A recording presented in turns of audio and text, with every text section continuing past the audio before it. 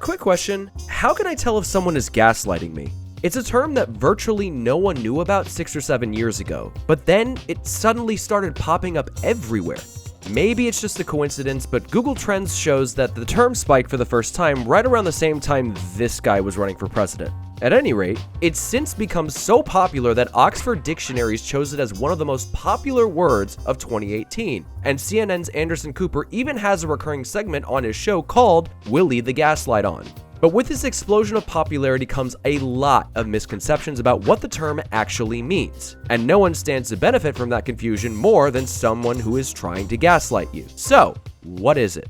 The term gaslighting comes from a mystery thriller written in 1938 and then made into a movie in 1944, starring one of the biggest stars of the time, Ingrid Bergman. In it, a sweet, innocent young woman moves in with her new husband. As time goes by, she starts losing her grip on her sanity. Paintings and other items disappear. She hears knocking on the walls and sees the gas lights dim, but her husband insists that there is nothing going on. Spoiler alert, it turns out that the husband has been manipulating her the entire time. By continuing to mess with her while denying her perception of reality, his goal is to drive her insane so that he can have her committed and gain power of attorney over her and her inherited riches. As far as old movies go, it holds up. But it also illustrates a textbook case of a very specific type of psychological abuse, where one person attempts to control someone else by denying facts, their environment, or the victim's feelings. The goal is that, with enough conditioning, the victim will begin to doubt their own thoughts, feelings, and perception, making it easier for them to be manipulated. The loony bin part isn't required, but that has actually happened. While most experts agree that this mostly takes place on a person-to-person level, it can also take place on a mass scale, like when, say, a politician lies or denies a fact that is plainly true. I was against the war in Iraq, just so you put it out. The record shows otherwise, but why is your judgment The record shows that I'm right. Or when one group denies the existence of something that has been repeatedly reinforced by hard evidence. Let me be clear. There was no insurrection, and to call it an insurrection, in my opinion, is a bold-faced lie. But one of the things that makes gaslighting particularly tricky is that, to a certain extent, we all perceive the world a little bit differently. Those differences often create conflict, and then each party tries to win that disagreement by reinforcing their perception over the other.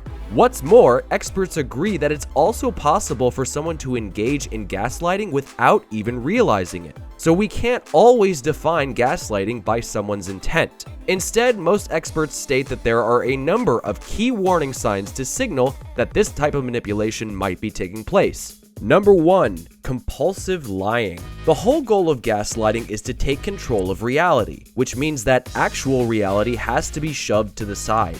That means any evidence that contradicts their narrative has to go away, either by distraction, flat-out denial, or doubling down with an even bigger lie.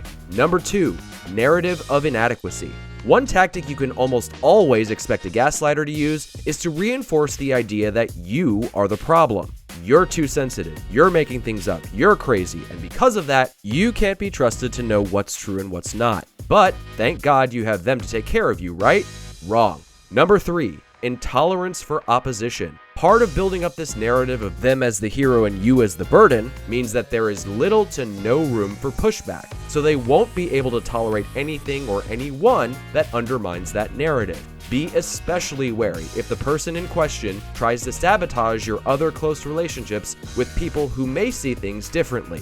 Number 4. Projection. It's the classic I'm rubber, you're glue, or who smelt it dealt it defense. Mental health professionals agree that one of the easiest ways for someone to deny a characteristic in themselves is to put it on someone else, even when it's not even there. So if they suddenly accuse you of being manipulative or shady or anything like that, this could be a smokescreen. Number 5. Repetition. The old saying goes, if you repeat a lie enough, it becomes the truth. Gaslighters know this and will frequently say things like, "We've been over this," or "How many times do I have to tell you," to try to gain the upper hand. Now, it's one thing to notice these warning signs in a relationship, but once you do, how can you keep your sanity intact?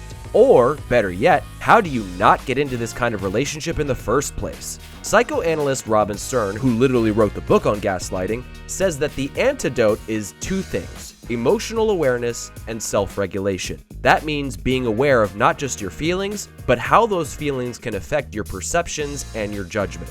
Both of these are skills that need to be practiced, especially if you have been gaslit or manipulated in the past. First and foremost, you've got to be kind to yourself. You are the first person who can give yourself space to feel your feelings. And those feelings don't always follow logic. They aren't right, they're not wrong, they just are. Once you could recognize your feelings, you can turn around and examine how those feelings color what you experience. You can consider alternate perspectives and approach a situation more objectively without falling prey to someone who wants to color the situation for you. And when in doubt, there is no shame in talking to a trusted friend or professional for help. And if someone tries to undermine that process, do your best to minimize contact with them. And now that you've learned how to protect yourself, here's more stuff for you to learn. If there's any topic out there that's got you scratching your head and you're too scared to ask, you should totally send it our way. Tweet using the hashtag #QuickQuestion or email us at questions@brainjoltmedia.com. Don't forget to follow us, and remember, quick questions don't always have quick answers.